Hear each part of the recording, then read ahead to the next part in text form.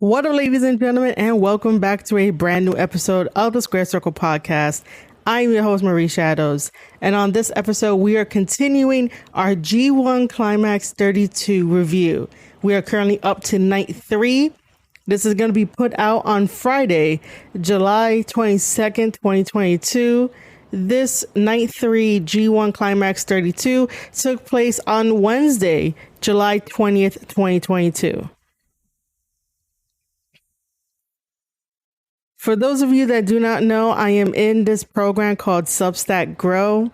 You guys might have heard of Substack every time that I say to subscribe to it, add your email to it. It's for wrestling fans where I go over New Japan Pro Wrestling. And if you are enjoying the way that I go over New Japan Pro Wrestling, the way I interview wrestlers, and you want to get more awesome goodies and you want to unlock it, just head over to marieshadows.substack.com. And you can unlock features by subscribing, meaning you become a paid subscriber rather than a free subscriber. But it's up to you. I am giving out discounts all month long, all the way until we finish the G1. So if you want to take advantage of that discount, which is still going around, just head over to marieshadows.substack.com/G132. Also, the good thing about this G1 Climax 32 Night 3 review is that it is going to be free for everyone to hear. For the past couple of G1s, I've been doing a free and paid content to try to get free subscribers into paid subscribers. I'm not even going to hide it. I've been trying to do that to test it out to see if free subscribers will be able to become paid subscribers to help me out, to help out the brand and help out all the original content that I create. There is no copy and paste over at marieshadows.substack.com like how others on wrestling Twitter, when you see the content on there, there's a lot of copy and paste stuff, especially when it comes to writing up news reports and who said type of thing, who's quoting Metzler, who's quoting this person. It's a lot of copy and paste where it's like tabloids. But here at the Square Circle Info and Square Circle Podcast, we don't deal with any type of tabloid kind of stuff. We keep it kayfabe. And if you want to explore wrestling a little bit more deeper with me, then by all means, sign up to marieshadows.substack.com. There is that discount that's already waiting for you because I know you want more goodies, more original content. And also, I don't really like to throw this in here, but it's also cool if you support more female voices that are very passionate about professional wrestling, that can talk about professional wrestling on a guy's level. So if you want to continue to support that as well, if that's something you believe in, head over to marieshadows.substack.com/G132. So for this night 3, we had the 4 blocks. Now I can talk a little bit about the undercard because there was some seeds being planted in the undercard. So I will quickly go over that. The biggest thing to come out of the undercard are probably like 2 things from what I remember. The first one is Yano really going after Okada in the tag match that Yano had in the undercard. Yano is afraid of bigger guys, meaning like Jonah and Lance Archer and Bad Luck Fale. They're bigger in size than Yano. But with Okada, because they're on the same team, they're both from Chaos, Yano and Okada. Yano already knows about Okada. They fought before, they're friends, they're like brothers. So the thought of fighting your own brother in this G1 tournament really doesn't faze Yano as much, or I should say scare Yano as much when it comes to fighting someone like Jonah and has to outsmart Jonah with a low blow. That's how Yano got his first 2 points, with that low blow. I really hate it. However, Yano is definitely going to need to bring his A game when it comes to fighting Okada. There is no way Okada is going to take a loss because Yano wants to low blow him. And you hear Kevin Kelly so fondly saying, "My monitor, what happened?" I love Kevin Kelly, by the way. Awesome commentator. So in this match, this tag match. Yano was not afraid to attack Okada. So there goes one seed, because eventually you know that in A block, they're both in there. Eventually they're both going to meet up and they're going to fight.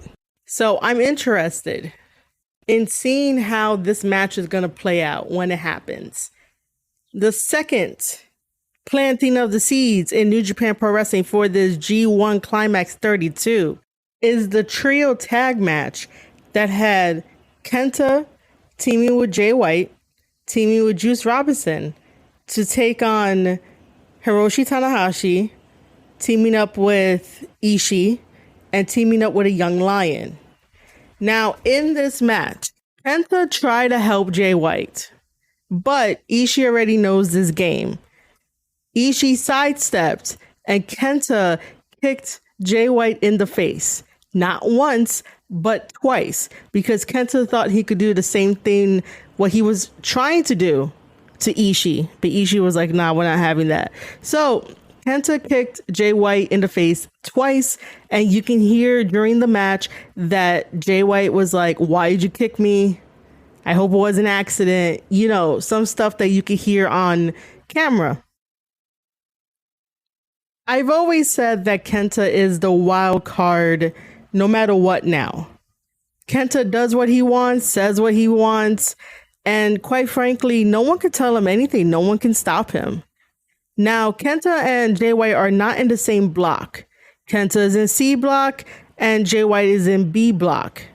However, this little planting of the seeds can go a little bit further outside of the G1 tournament, meaning that maybe if Jay White feels that Kenta is this wild card and he could switch up allegiance at any moment, or maybe another quote unquote accident happens in the ring while he's teaming with Jay White sometime in the future, Jay White might decide to kick him out too, because he can't trust him, because he would think that Kenta will want to come for his spot.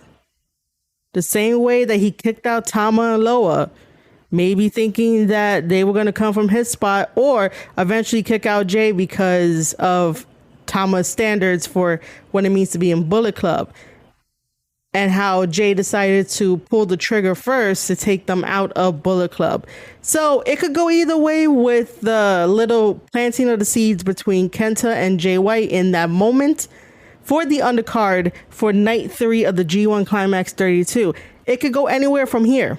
And I'm only just fantasy booking and just thinking outside the box of like maybe like those two options of what could happen if this continues.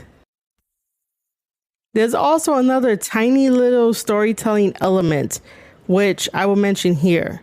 So before that trios tag match with Bullet Club versus Chaos plus Main Corpse, the one I just talked about, before that was the United Empire taking on House of Torture. And this is to set up the little stories to go into their matches respectfully later on in the tournament.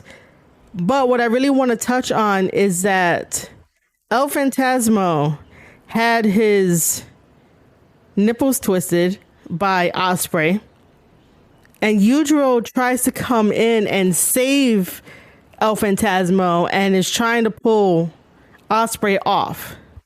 Eventually, Will Ospreay stops twisting El Phantasmo's nipples. And so El Phantasmo has some words with Yujiro Takahashi, who's part of House of Torture and also, I guess, part of Bullet Club. They had a tiny interaction, but that's all you need to know about the dynamics between Bullet Club and House of Torture. While on the surface, it seems like everyone is getting along and everyone decided to choose to stay with Jay White, because when Jay White kicked out Tama and Loa, he was like, you guys have to choose. It's either me or it's Tama. And most of the people in Bullet Club right now, currently, and this includes House of Torture, chose Jay White. No one chose Tama or Loa, except for Jado. But Jado was like a package deal that went with them. And so this little interaction between El Phantasmo and Yujiro was more like, why couldn't you stop him sooner? I can definitely see El Phantasmo talking some shit into Jay White's ear about Yujiro and the House of Torture and convince him to kick out the House of Torture from the Bullet Club banner. I can see that happening. Do I think that House of Torture needs to be in Bullet Club? No. House of Torture is already established. They're really good. They could be on their own.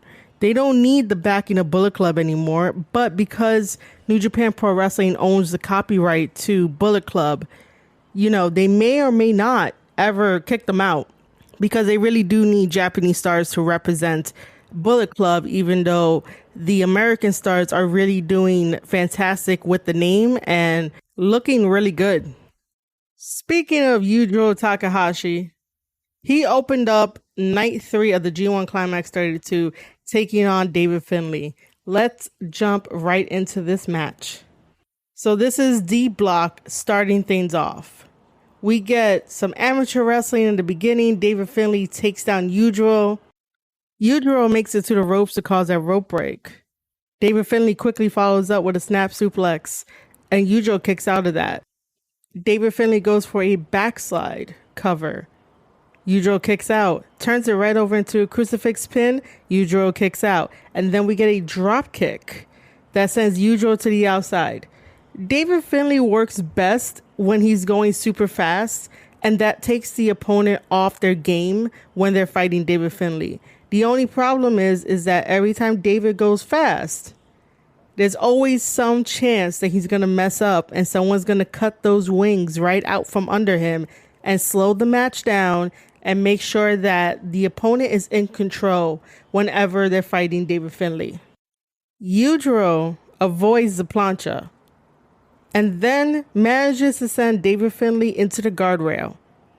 We get a reverse DDT from Yujiro onto Finlay on the floor.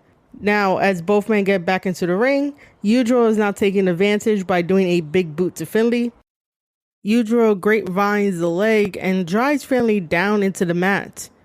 Goes for a pin cover. Finlay kicks out.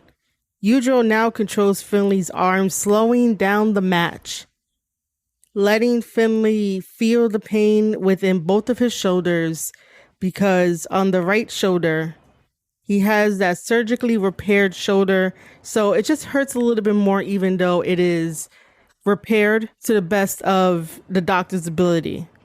However, Finlay sends Yujiro face first into the corner pad to break the hold. From there, we get a neck breaker from David Finlay to Yujiro. David Finlay manages to get Yujiro in the Blue Thunder Bomb. And as Yujiro kicks out of the attempted pin, Yujiro is crawling back up using the ropes to help him get to a vertical base. He avoids a big running uppercut from David Finlay, rolls out, and this time David Finlay manages to do a plancha, which is basically a body splash over the top rope. Finlay then drops Yujiro back first onto the apron. Back inside the ring, we get another backbreaker to Yujiro, and then Finlay tries to go for a cover, near fall. David Finlay tries again for a power shot, a rocket shot forearm, goes for a cover on Yujiro. Yujiro kicks out. We get that fisherman buster by Finlay, but Finlay is clutching his shoulder at this point because a lot has been taken out, especially with Finlay doing a lot of power moves and taking advantage of Yujiro. And so we get a kick out and then followed up by a sunset powerbomb, and then we get a near fall. And then out comes Show from House of Torture. You never count out House of Torture. You never do. So Show is distracting the referee.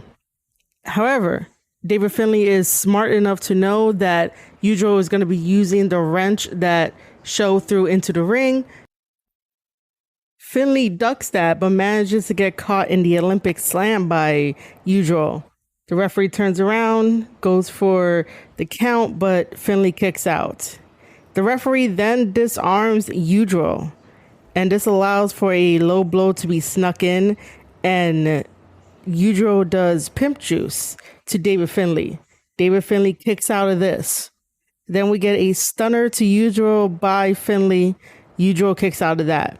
It's not until we get the O'Connor roll where Show hits David Finlay in the head and we get Pimp Juice again, which is Yujir's finisher, to David Finlay. Yujiro goes over for the cover. 1, 2, 3. David Finlay does not win. Gets his first loss in this G1. Yujiro is awarded 2 points representing D Block. That's not a very good look for Finlay, especially when he's going into D Block and eventually facing his partner, Juice Robinson. That basically was like, fuck Finlay. Finlay has been holding me down for years. So this is why we're no longer together. Yujiro picks up his first 2 points of the G1.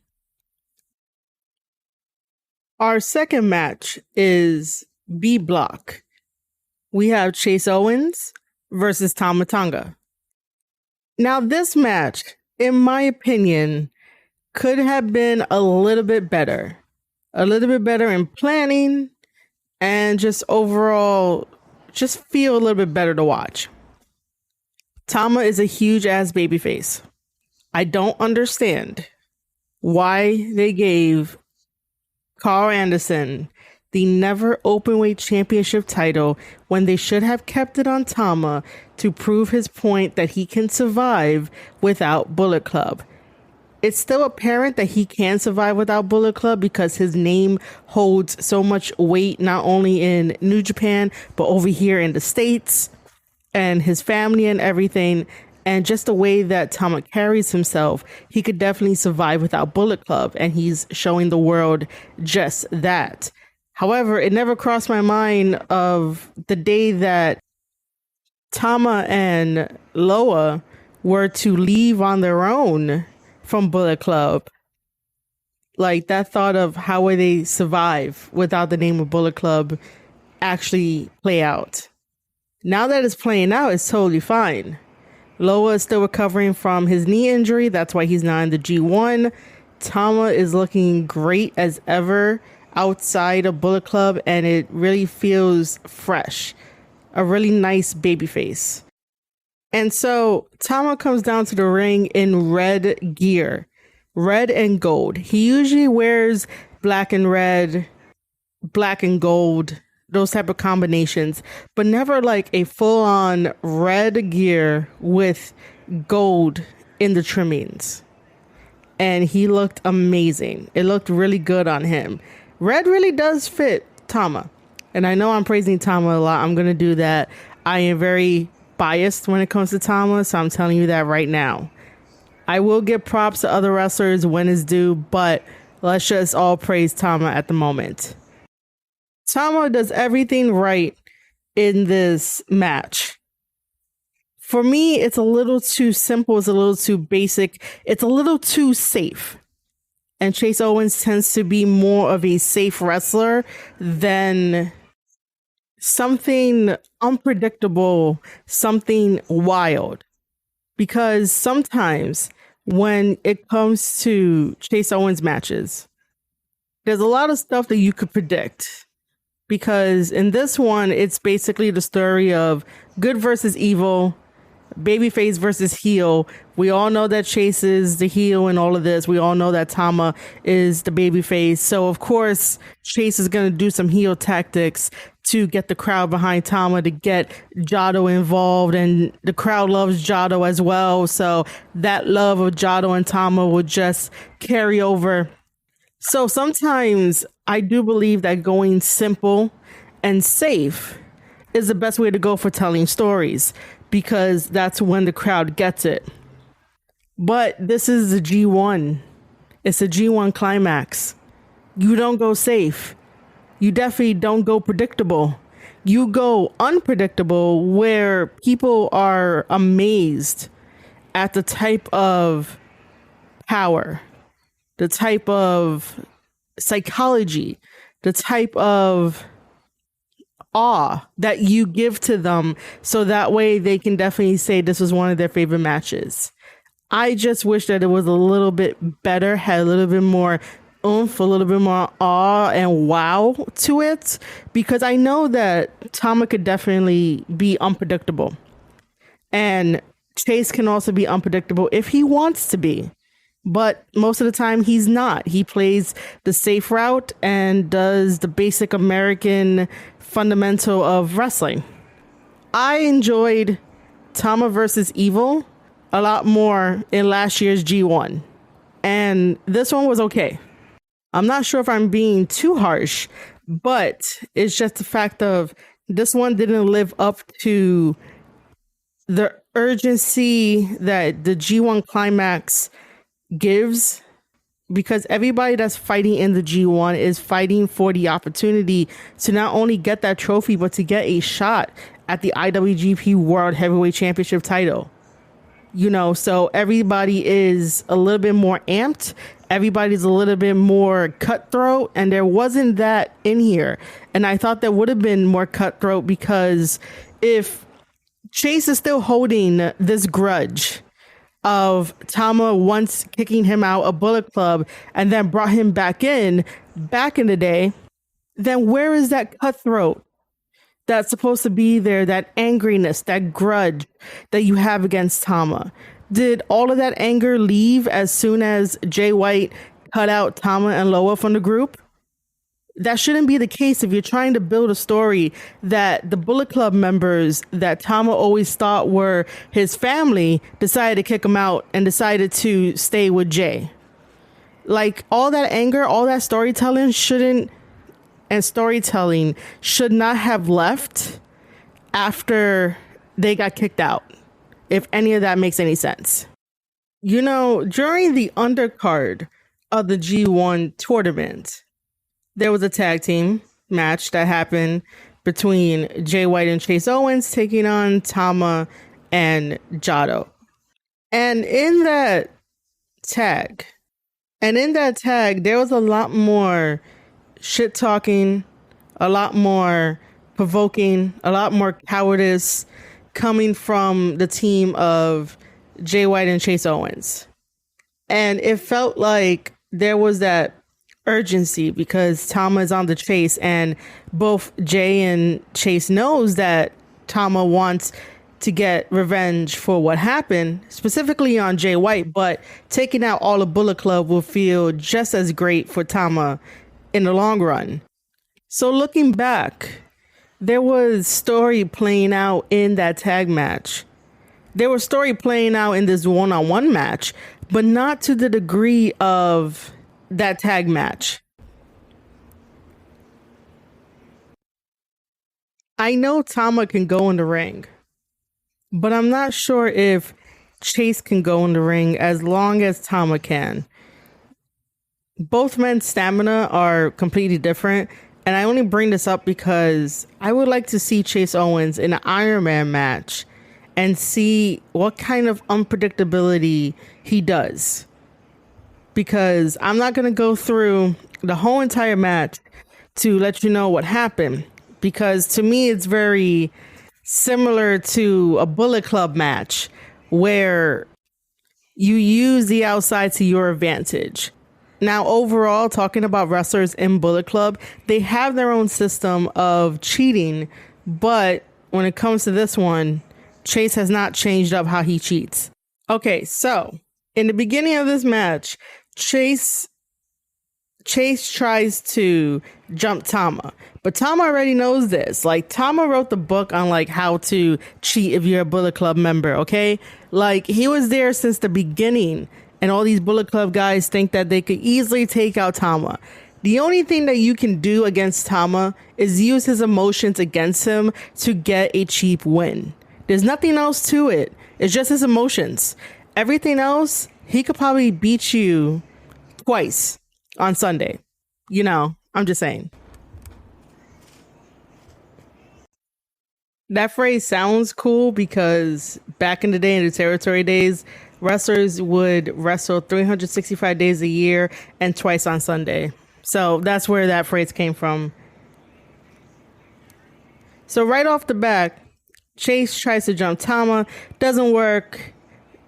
Tama manages to get a crossbody in, a back body drop as well, and Chase starts running. Try to put some space between them. Chase decides to super kick Jado because When you do that, you go right after Tama's emotions because Jado has been in the corner of the Gorillas of Destiny, Tama and Loa, for a long time and supports them. So that's basically support system right there. So Chase takes him down with a super kick.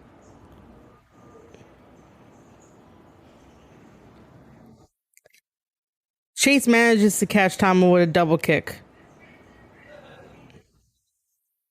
They continue to keep on fighting.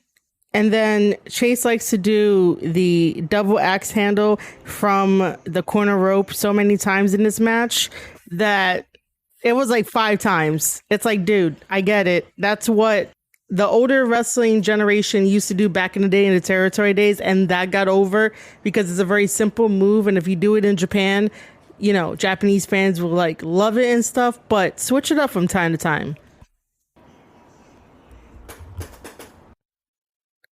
Tama finally stops Chase's offense by coming in with his own comeback with that big splash in the corner, a back suplex, goes for a cover, but Chase kicks out.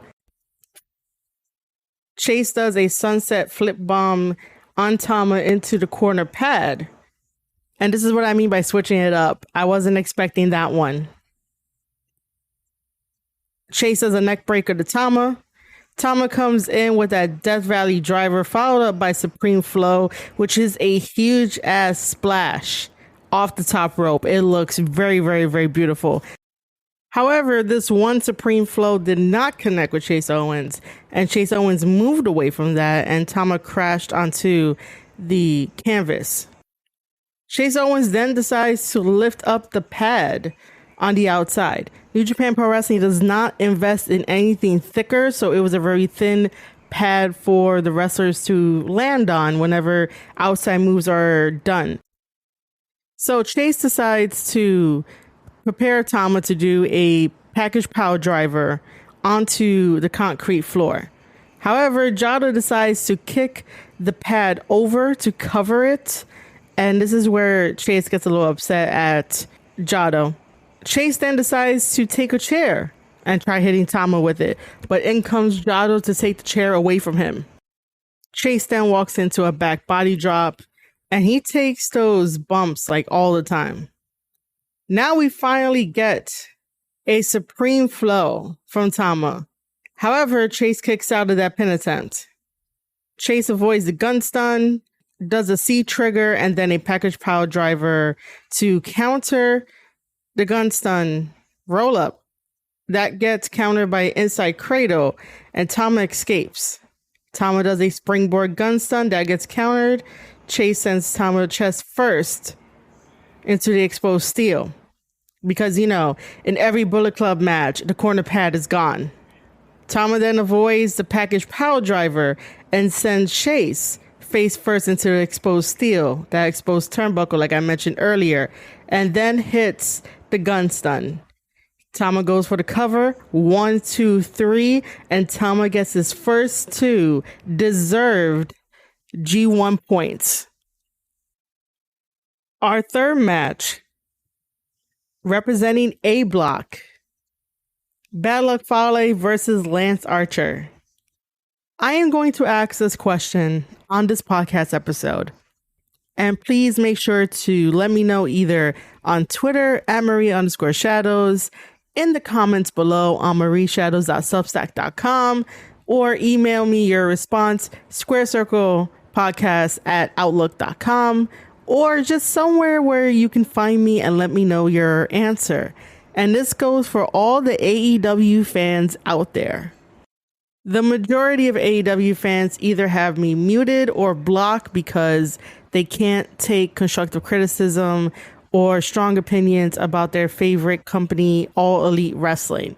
When they have a lot of flaws they need to fix, when they really don't fix anything and they fix like the lighting just to have a better show, but nothing else really gets fixed. I could go on and on about that in a whole nother podcast episode that will be like an hour long. But here is my question. For all the AEW fans, do you know that Lance Archer, who is part of the All Elite Wrestling roster, Did you know he is in this year's New Japan Pro Wrestling's G1 Climax 32? I only ask because I do not see any type of support for Lance Archer on my timeline at all. Again, it could be that I am muted and blocked by a lot of AEW guys and girls. But generally, most people like talking about the G1. Lance Archer is definitely a standout, and Kevin Kelly knows that Lance Archer is worth it. Do you guys know how much I miss Lance Archer?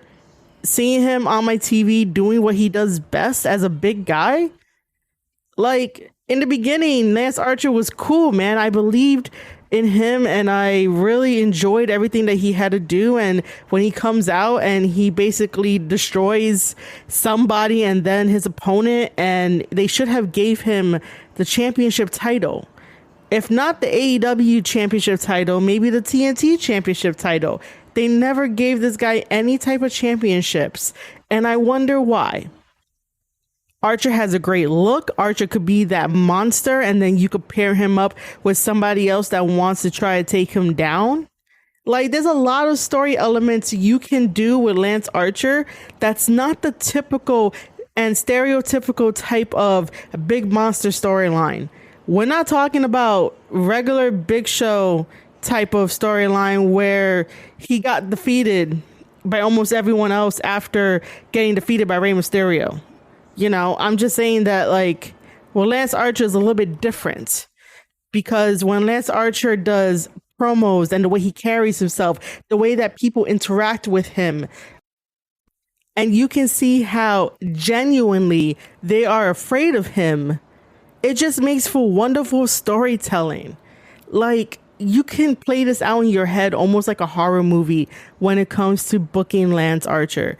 Maybe one day I should do like an episode or interview Lance Archer and just talk to him about like any type of storylines that he will want to do and what works best for his character and like all that kind of stuff, because it's really upsetting that I am so enjoying Lance Archer being in New Japan Pro Wrestling, and I totally missed that. You know, there were times where he would post on social media, and at least, you know, that's our only type of update that we get when he's at home, either relaxing or working out to be a better version of himself. But to me, that's not enough. Like, I really want to see Lance Archer hold a championship title, whether that's tag team, whether that's the never openweight championship title, the TNT title, the AEW World Heavyweight title, maybe a trios title, just something, you know? So that is my question to all the AEW fans out there. Do you know that the G1 is currently running and Lance Archer is in it? That's all I want to know, is either yes or no. You really can't get mad at me asking. I just want to know because there's a lot of support for all of the WWE ex superstars that have come into AEW and overshadowed the AEW guys that has been there. And while the AEW guys have gotten love, it's not as loud as the ex WWE guys. So I'm just saying. And by the way, Lance Archer was once Lance Hoyt in WWE at one point, but no one really remembers his career. And then when he decided to come over to AEW, he is really the biggest thing in professional wrestling. He feels like a big damn deal.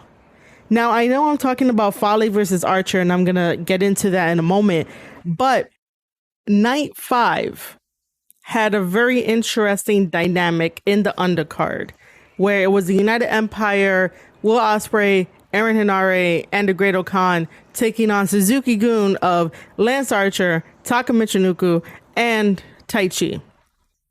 And so the interesting dynamic is that usually Ospreay loves talking shit to his opponents in the ring just to get things going. But this time around, he did not want to talk shit to any person in Suzuki-gun other than Zack Sabre Jr. I apologize. I said Taichi. Zack Sabre Jr. was in this match. Apologies.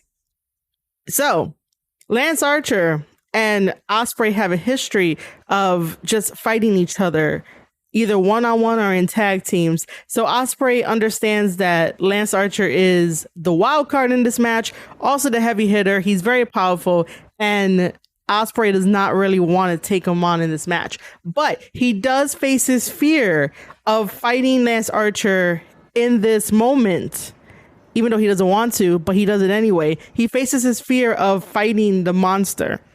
And is that not like a cool little mini storyline, even though we've seen it before, but it could be turned into something different where someone can face their fears of fighting someone as big and as tall and as powerful, Lance Archer. And, you know, anything can happen because Lance Archer is a very articulate guy. Lance Archer can definitely move the story along as well as the other person that he's in the storyline with. And it would just be a simple story of overcoming your fears. And that doesn't matter how tall someone is, doesn't matter how tall the obstacle is, what you're fearful of, as long as you can get over that. And if that could be taught to today's society, you'll be a lot more stronger and you'll be a lot more aware of what you can do, what you can't do, and try to fix those things and try to enrich your life by, I can get over my fears, I can get over my obstacles just by positioning Lance Archer to be that obstacle in the story and then have a wrestler go after that and conquer whatever fear they have. And that's the greatest thing about wrestling and stories, that the mix of the two are able to help you with things that you're afraid to tell other people. So wrestling is theater, it's your therapy, and it's definitely your favorite show to watch because you get to learn from these lessons. There's a lot of sitcoms on network televisions back in the day that taught about those type of situations and more to try to get you to be the person that you are today. So I'm just saying that that could be a thing in wrestling where Lance Archer is used as the monster that he is, but also telling stories of you can overcome anything because you are powerful, because you are smart, and because you're crafty. Okay, let me talk about Bad Luck Fale versus Lance Archer for A Block. Think of this match like Godzilla versus Mecha Godzilla. You know, it's two big monsters fighting each other, doing athletic moves that you don't normally see big guys do in the ring. There was a lot of fighting on the outside, using the barricade to their advantage, using big, powerful strikes to see if the other guy can stay down. But that wasn't the case in this. It was basically two behemoths, two monsters fighting back and forth. There was one point where Bad Luck Fale was setting up some chairs and was going to use those chairs against Archer, but Red Shoes was like, if you do that, you're going to get disqualified. So Red Shoes manages to take away the chairs from Bad Luck Fale. That does not stop Fale from setting up the chairs for a later spot where Bad Luck Fale slams Lance. Bad Luck Fale slams Lance Archer through those chairs and goes into the ring and waits for a count-out victory. Lance Archer manages to get into the ring before the count of 20. Lance Archer comes in with a cross-body splash to Bad Luck Fale. Fale kicks out with a pin attempt, and Fale then stops Lance Archer's top rope walk. In this case, Lance Archer does a top rope walk and does a moonsault when he reaches the middle. So Fale stopped that. We get a Samoan drop to Lance Archer from Bad Luck Fale, and Bad Luck Fale reverses the blackout. Lance Archer had Bad Luck Fale up in the air, carrying this dude to prepare him for the blackout. But that didn't happen. We get a little tussle where the guys are on the outside of the ring. Archer comes in with a cannonball to Bad Luck Fale, and then Archer pulls Fale. Fale then sweeps Archer's legs. We get a double choke on the apron. However, Fale comes in with a spike, meaning he jabs his thumb into Lance Archer's throat to break up the double choke. And this takes Archer to the floor, almost leaving him dazed and a little confused. And there is a count going on. And Lance Archer does not make it back into the ring before the count of 20. And that allows Bad Luck Fale to pick up his first 2 points via countout in the G1 Climax 32. Our main event for the G1 Climax 32, representing C Block, Hiroki Goto versus Tetsuya Naito. Any match that Naito has with any of the veterans that basically wrestled and grew up in New Japan Pro Wrestling per se, we're going to call it a tale as old as time. That's how I feel sometimes with certain matchups. Not saying that I didn't like this one. I enjoyed this one. I enjoy watching Goto matches. I enjoy watching Naito matches. But it just feels like when the veterans fight, it's like a tale as old as time. Whenever the G1 rolls around, Goto usually says that this is his G1. The G in the G1 stands for Goto. So the Goto one.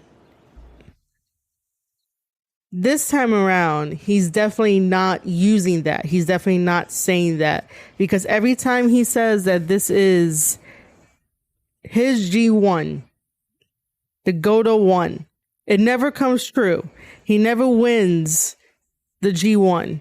So this year, he's doing something completely different where he's not saying that this is his G1. In the beginning of this match, we have a typical traditional collar and elbow tie up. They get into the ropes. We have a rope break. We get some chain wrestling. We get some side headlocks. Naito comes in with a quick pin on Goto. Goto kicks out. We get some shoulder tackles. We get some boots. Goto does his hip tosses and misses the elbow. Goto reverses Naito's hip toss and tries for something else. Naito rolls to the outside to create some distance between each other. And obviously, these guys are evenly matched. They have fought each other so many times that they know what they're going to do before they actually do it.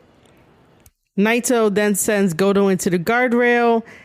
Goto misses Naito and hits his arm into the ring post. Naito starts taking advantage of Goto's hurt arm. If you work on a body part, you know you probably have this match in the bag. Probably.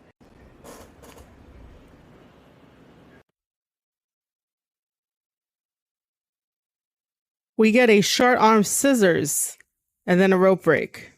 Naito's still working on Goto's arm. We then get a misdirection and Goto lands a lariat to Naito, no matter how much that arm is hurting him. We get some forearms, jumping kicks, a running bulldog. That is the combination that Goto always uses against any opponent. Goto goes for the cover over on Naito. Naito kicks out. We get an elbow, a drop kick to the back of the head, and then Naito decides to wrap his legs around Goto's neck and head area like a grapevine scissors and like a Phil Nelson. And this traps Goto's arm and put pressure on Goto's neck by pushing his head forward. Goto manages to get to the ropes and cause a rope break, but the damage is still done. We get a very beautiful Super Rana off the top rope from Naito to Goto. Sometime later, Goto manages to do a beautiful spine buster and then an arm breaker submission. And then Goto turns it into like a triangle choke. However, Naito goes and gets a rope break, so that submission has to be broken up. We get a forearm exchange, and Naito knows to go directly to that forearm to put more pain and pressure on that bad arm of Goto.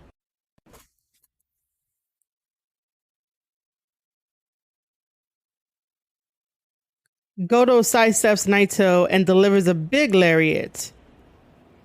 We get a huge fireman's carry slam. Goto goes for the cover and Naito kicks out. We get the Yushigoroshi on Naito Naito kicks out of that attempted pin. We get a rolling kick to Goto, big forearm smash to Goto, and then Naito goes for his finisher, which is Destino, goes for the cover, and Goto kicks out. Goto goes for his famous GTR, which is called Goto Revolution, and it is a spinning headlock lariat into a backbreaker. Goto goes for a cover, but Naito kicks out. We get a brainbuster, and then Goto comes in with a pendulum slam counter, and then follows it up with a GTR over on Naito, and goes for the cover. 1, 2, 3. Goto gets his first 2 points for the G1 Climax 32. Goto is off to a strong start. All right, ladies and gentlemen, if you enjoyed this review of night 3 of the G1 Climax 32, I have more coming out. Apologies for this being late in my schedule. I had to take a mini little mental break and do some other stuff to get back into the game of doing this. And if you have not already checked out my interview with Clark Connors, it is up at marieshadows.substack.com. If you are a first-time passerby to marieshadows.substack.com, just know that it is a newsletter that gets delivered to your inbox.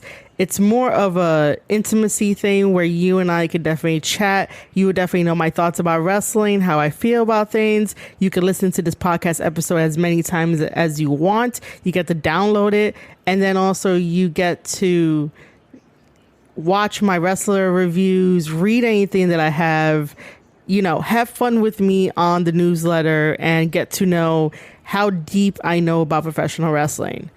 It goes to your inbox every single day at 10 a.m. with some type of wrestling news that's happening because wrestling is not slowing down. If you don't know by now, Vince McMahon has retired from WWE. I have that article up on marieshadows.substack.com. And then now we find out that Triple H is going to be in control of creative. So it's going to be a very promising future for WWE to continue to stay around and still have that McMahon name, even if they are co-CEOs between Stephanie McMahon and Nick Khan.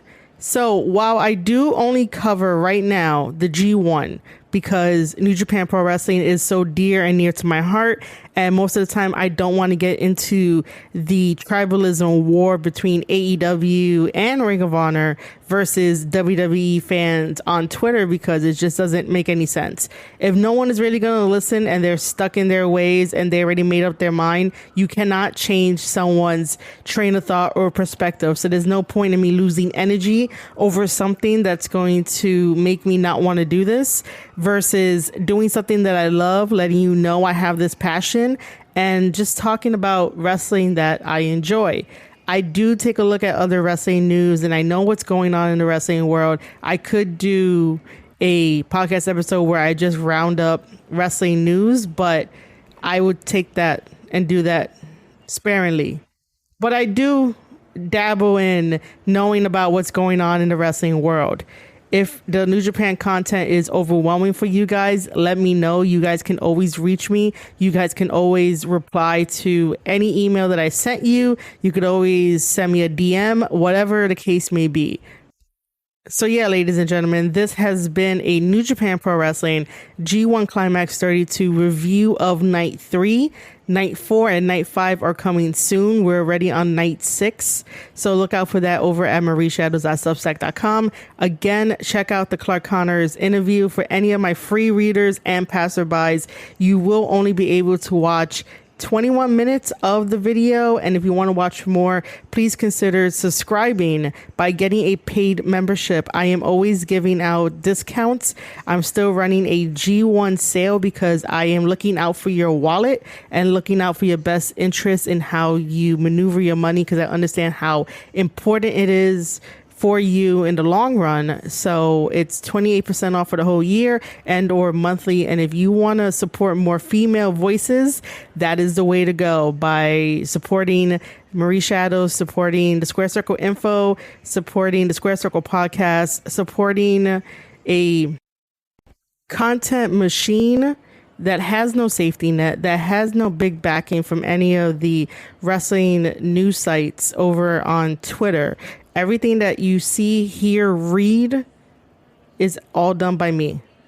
And if you want to support that, and you want to support independent writers, independent podcasters, independent live streamers, however you want to frame it, then by all means, make sure to get a paid subscription at marieshadows.substack.com/G132, where your hard-earned money can definitely build up this brand, and we could do a lot more stuff in the future and in upcoming months. All right, I really hope I sold you on that. I'm not too sure. Let me know. As always, follow me on social media at Marie_Shadows.